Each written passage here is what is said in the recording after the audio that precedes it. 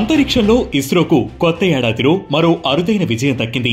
ఇటీవల స్పెడెక్స్ ప్రయోగం చేపట్టగా తాజాగా ఇస్రో నిర్వహించిన డాకింగ్ ప్రక్రియ సక్సెస్ అయింది. నింగిలో విజయవంతంగా 2 ఉపగ్రహాల డాకింగ్ ప్రక్రియను ఇస్రో పూర్తి చేసింది. అంతరిక్షంలో శాటిలైట్లను అనుసంధానం చేయడం చాలా క్లిష్టమైన పని కాగా ఇప్పటివరకు ప్రపంచంలో 3 దేశాలు మాత్రమే ఈ ఘనతను సాధించాయి. తాజాగా ఇస్రో చేపట్టిన స్పేస్ డాకింగ్ పూర్తి కావడంతో ఇప్పుడు ఆ జాబితాలో భారత్ 4వ స్థానంలో నిలిచింది. దీంతో ఇప్పుడు ఇస్రో పేరు మారుమోగుతోంది. ఈ నేపథ్యంలో వినూత్న ప్రయోగాలతో ఖగోళ పరిశోధనలో భారత్ కీర్తిని పెంచుతూ వస్తున్న ఇస్రో ప్రస్థానం గురించి ఈరోజు అనగనగాలో తెలుసుకుందాం.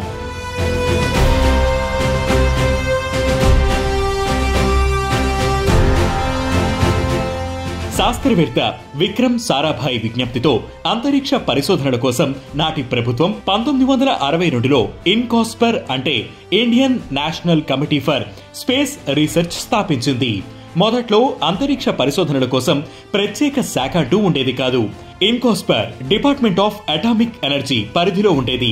ఇక మరుసటి ఏడాది తొలిసారిగా కేరళలోని తుంబా రాకెట్ లాంచింగ్ స్టేషన్ నుంచి సౌండింగ్ రాకెట్ల ప్రయోగం మొదలుపెట్టారు. రాకెట్ల విడిభాగాలను సైకిళ్ల మీద లాంచ్ ప్యాడ్ వద్దకు తీసుకువెళ్లి అక్కడ అసెంబుల్ చేసేవాళ్లమని మాజీ రాష్ట్రపతి దివంగత సైంటిస్ట్ అబ్దుల్ కలాం చెప్పుకొచ్చారు. అలా 1963 నవంబర్ 21న తొలి రాకెట్ ను ప్రయోగించారు. ఇక 1969 ఆగస్టు 15న ఆ స్థానంలో ఇస్రో ఏర్పాటైంది. 1972 ఏప్రిల్ 19న ఇస్రో తొలి శాటిలైట్ ఆర్యభట్టను రష్యా సాయంతో కక్షలోకి ప్రవేశపెట్టింది. ఆ తర్వాత 1979లో భాస్కర-1 అనే లో ఎర్త్ ఆర్బిట్ శాటిలైట్ ను ప్రవేశపెట్టింది. ఇక అదే ఏడాది అక్టోబర్ 10న ఏపీజే అబ్దుల్ కలాం అధ్యక్షతన శాటిలైట్ లాంచ్ వెహికల్ 3E1తో ప్రయోగించిన రోహిణి టెక్నాలజీ పేలోడ్ విఫలమైంది. అయితే అందుకు నిరాశ చెందని కలాం బృందం మరో ప్రయత్నం చేసింది. 1980లో జూలై 18న చేసిన రోహిణి శాటిలైట్ RS-1 లాంచ్ విజయవంతమైంది. శ్రీహరికోట నుంచి విజయవంతంగా ఈ ఉపగ్రహాన్ని ప్రయోగించి అంతరిక్ష పరిశోధనల్లో భారత్ ఏం తక్కువ కాదని ఇస్రో నిరూపించింది.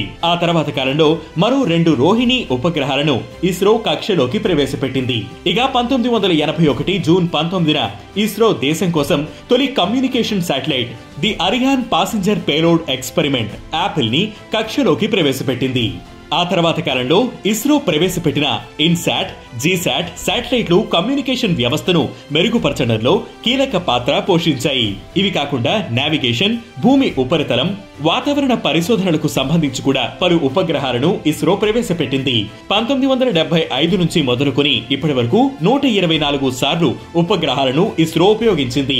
ఇక లాంచ్ వెహికల్స్ విషయానికొస్తే మొదట SLVని ఉపయోగించిన ఇస్రో ఆ తర్వాత polar satellite launch vehicle PSLV, geosynchronous satellite launch vehicle GSLV వంటి అడ్వాన్స్డ్ లాంచ్ వెహికల్స్ ను ఉపయోగించింది. Chandrayaan 2, IRNSS-1H, GSAT-5P, GSLV F10, GISAT-1 మొదలైన కీలక ప్రయోగాలు విఫలమైన వైఫల్యాల నుంచి పాఠాలను నేర్చుకుని ఇస్రో సరికొత్త శిఖరాలకు చేరుకుంటోంది. సైకిల్ మీద రాకెట్ విడిభాగాలను తరలించే స్థాయి నుంచి ప్రతికూల వాతావరణం ఉండే చంద్రుడి దక్షిణ ధ్రువంపైకి విక్రమ్ ల్యాండర్ ను పంపడంతో పాటు స్పేస్ డాకింగ్ చేసే స్థాయికి ఇస్రో చేరడం ప్రతి భారతీయుడికి ఎంతో గర్వకారణం.